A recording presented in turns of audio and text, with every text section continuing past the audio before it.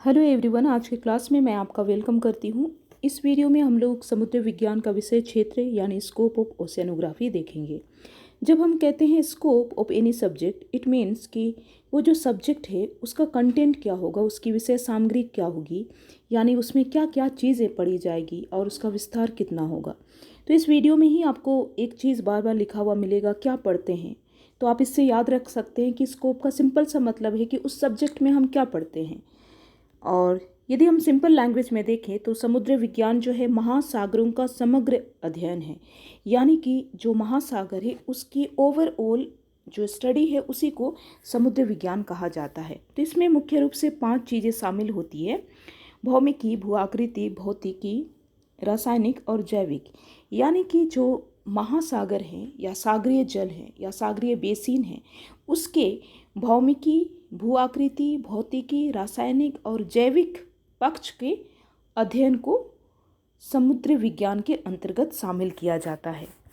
यदि हम उसके मुख्य अध्ययन क्षेत्र को देखें तो इसे 10 भागों में बांटा गया है। हम इसे एक एक करके देखेंगे। पहला है सागरीय भौमिकीय एवं विवर्तनिक पक्ष। इसमें हम क्या पढ़ते हैं? इसमें मुख्य रूप से महाद्वीपीय प्रवाह या प्लेट विवर्तनिकी और उसके साथ में सागर नीतल प्रसरण जो सी फ्लोर स्प्रेडिंग हम कहते हैं, ये किस प्रकार से काम करते हैं और इसके द्वारा किस प्रकार से महासागर जो हैं वे बने, इसके बारे में हम स्टडी करते हैं। हम सभी जानते हैं कि शुरुआत में यदि हम लोग देखें तो पृथ्वी जो है वो इस रूप में हमें मिलती है जहाँ पर सभी कॉन्टिनेंट या महाद्वीप जो है एक जगह थे, और यहाँ पर बाद में यहाँ पर क्या हुआ, इसका स्थानांतरण हुआ और इसके कारण ये जो है वर्तमान स्वरूप में मिलते हैं। और इस प्रकार से ये अलग अलग प्लेटों में बटे हैं। यहाँ पर जो आपको डिवीज़न दिख रहा है वो एक्चुअली अलग अलग प्लेट हैं। तो महाद्वीपीय प्लेट भी होते हैं और महासागरीय प्लेट भी होते हैं। तो इस प्रकार से इन्हीं सभी चीज़ों का अध्ययन समुद्र विज्ञान में किया जाता है इस विवर्तनिक पक्ष या भौमिकीय पक्ष के अंतर्गत, कि किस प्रकार से ये जो प्लेट हैं वे मौजूद हैं और किस प्रकार से ये स्थानांतरित हुए और वर्तमान स्वरूप को ग्रहण किए और किस प्रकार से ये सागर की तली के फैलने का भी काम कर रहे हैं। यदि हम लोग देखें, ये जो फोटो आपको दिख रहा है इसमें देखेंगे तो यहाँ पर मध्य महासागरीय कटक है जिसमें निरंतर नए चीज़ों के निर्माण के कारण या फिर हम कह सकते हैं नई संरचना के निर्माण के कारण जो सागर का तल है वो निरंतर प्रसार हो रहा है। तो इस प्रकार से ये चीज़ें भौतिकीय पक्ष के अंतर्गत शामिल है।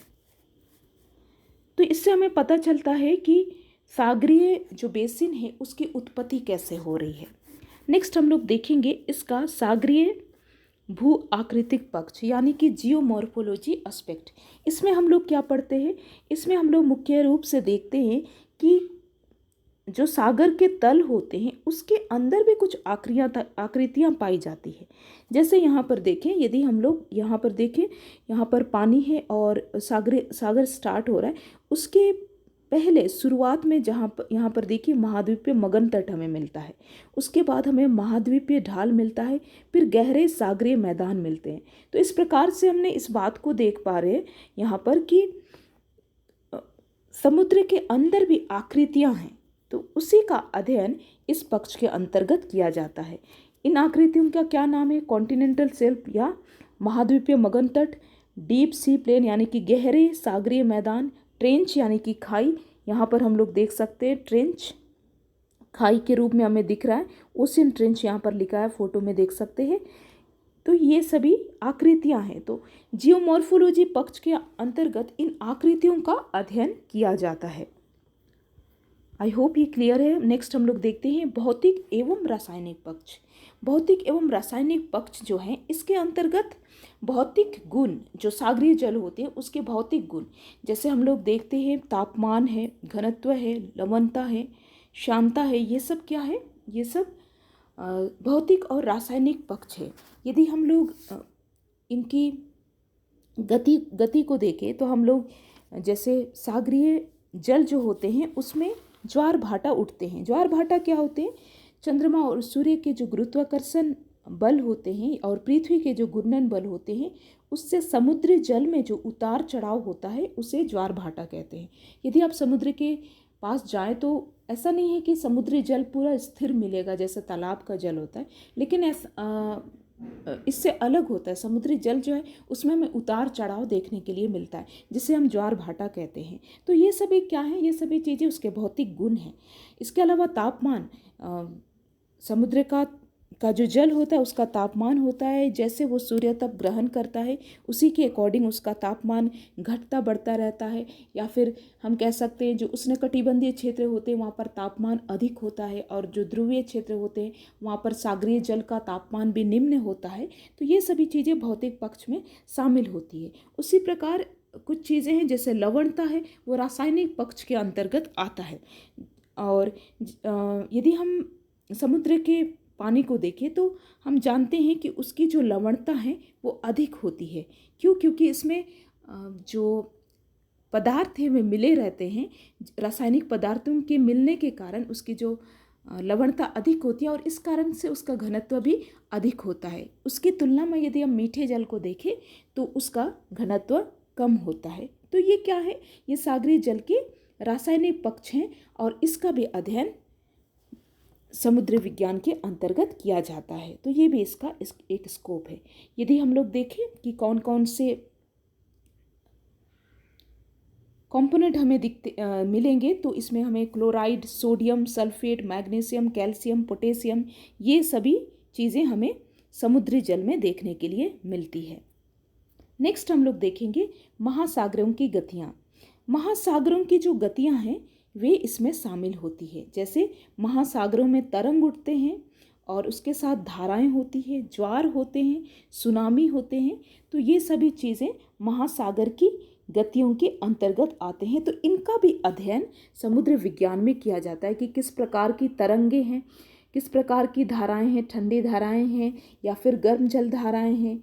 और ज्वार के बारे में अध्ययन किया जाता है, सुनामी के बारे में अध्ययन किया जाता है कि किस प्रकार से जो समुद्र तल के अंदर हलचल होती है उसके कारण समुद्र की तली में जब प्लेटों में उतार चढ़ाव होता है तो उससे सुनामी या भूकंप उत्पन्न होती है, जिससे सुनामी का रूप लेती है यदि समुद्र के अंदर वो उत्पन्न होती है। तो इस प्रकार से हम इन चीज़ों को समुद्र विज्ञान के अंतर्गत पढ़ते हैं। नेक्स्ट हम लोग देख लेते हैं वायुमंडल महासागर अंतःक्रिया। ये क्या है? वायुमंडल जो है वो महासागर से अंतःक्रिया करता है। यानी कि ऐसा नहीं है कि जो महासागर होते हैं वो स्थिर हैं, लेकिन उसके ऊपर जो वायुमंडल है उसके साथ में उसका इंटरैक्शन होता है, अंतःक्रिया होता है। अंतःक्रिया होने के कारण क्या होता है, ये वायुमंडल की जो दशाएं हैं या जो जलवायु है उसको प्रभावित करता है। जैसे इसको हम लोग लास्ट वीडियो में भी देख रहे थे, जो नेचर वाला वीडियो है उसमें, कि किस प्रकार से जब सागरीय क्षेत्रों से मानसूनी हवाएं या फिर पवनें बहती है। यदि हम लोग भारतीय मानसून की बात करते हैं तो जब वो हिंद महासागर के क्षेत्र से बहते हुए आती है तो क्या होता है, वो उस क्षेत्र की नमी को वायु जो है अपने आप में समाहित किए रहती है और इस कारण से जब उसका टकराव पर्वतों से होता है तो वहाँ पर वो वर्षा कराती है। तो इस प्रकार अंतःक्रिया होने के कारण वर्षा होती है और इन चीज़ों को भी समुद्र विज्ञान के विषय क्षेत्र में शामिल किया जाता है। नेक्स्ट हम लोग देखेंगे तटीय आवास एवं बायोम। इसमें क्या होता है, तटीय आवास यानी कि जो तटीय क्षेत्र हैं वे अपने आसपास में कुछ चीज़ों का निर्माण करते हैं। तटीय आवास हम उन जगह को कहेंगे जहाँ पर जो महाद्वीप और जो महासागर हैं वे मिलते हैं, यानी कि वे तटीय क्षेत्र होते हैं। तो इन तटीय क्षेत्रों में क्या होता है, हमें कई सारी चीज़ें देखने के लिए मिलती है। जैसे वहाँ पर हमें मुहाना देखने के लिए मिलता है और जो वेटलैंड यानी कि ऐसे भूमि जो हमेशा जल से भरी हुई होती है वैसे देखने के लिए मिलते हैं। और इसके साथ में लैगून देखने मिलता है। मैंग्रोव एक प्रकार का इस प्रकार की वनस्पति को कहते हैं। ये जो है ये तटीय क्षेत्रों में हमें मिलती है। तो इन सभी चीज़ों का अध्ययन भी समुद्र विज्ञान में किया जाता है। और ये जो मैंग्रोव हैं ये बहुत ही इम्पोर्टेंट है। किस प्रकार से ये इम्पोर्टेंट है? क्योंकि इनकी जो जड़ें हैं आपस में जुड़ी हुई होती है और ये तटीय रेखाओं के रूप में काम करते हैं और जो तूफान होते हैं उससे या फिर जो कटाव होते हैं उससे सुरक्षा करते हैं। इसके अलावा ये कार्बन को अवशोषित भी करते हैं और मछलियों के लिए ये आश्रय भी होते हैं। तो इन सभी चीज़ों का तटीय आवास और बायोम का अध्ययन भी समुद्र विज्ञान के अंतर्गत किया जाता है। नेक्स्ट हम लोग देखेंगे कि सागरीय जीव और पारिस्थितिकी। सागरीय जीव और पारिस्थितिकी में हम लोग मुख्य रूप से ये पढ़ते हैं कि किस प्रकार से कौन कौन से सागरीय जीव हमें देखने के लिए मिलते हैं और फिर उनका वर्गीकरण कैसा है, कौन कौन से सागरीय जीव हैं और किस प्रकार वे पारिस्थितिकी बनाते हैं, खाद्य श्रृंखला और खाद्य